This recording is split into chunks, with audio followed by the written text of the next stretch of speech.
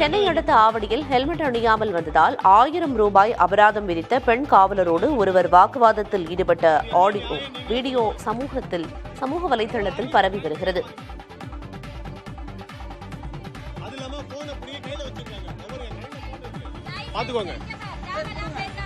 நான் ஃபைன் கட்டுறேன்னு சொல்றேன். இப்பயே இங்கே கட்டுனா என்கிட்ட காசு இல்ல, எனக்கு டைம் இருக்கு ஃபைன் கட்டுறதுக்கு.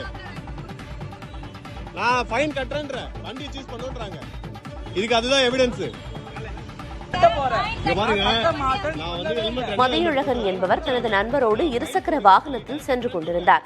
இருவரின் பின்னால் அமர்ந்திருந்த நபர் ஹெல்மெட் அணியாததால் போக்குவரத்து காவலர்கள் அபராதம் விதித்தனர். இந்த தொகையை தாம் நீதிமன்றத்தில் செலுத்திக் கொள்வதாக மதியழகன் கூற, அதற்கு பெண் காவலர் மறுப்பு தெரிவித்தார்.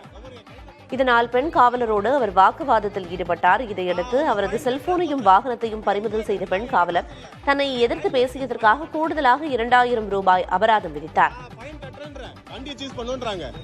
இதுக்கு அதுதான் எவிடன்ஸ். ஹெல்மெட் போட்டு வரலன்னு பிடிச்சாங்க. நான் ஃபைன் போடுங்கன்னு சொல்லிட்டேன், கட்டுறேன்னு சொல்லிட்டேன்.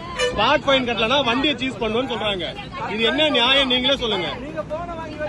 எவ்வளவு ஆர்கியூ பண்றாங்க நீங்களே பாருங்க. அது இல்லாம போன பிடிக்க கையில வச்சிருக்காங்க.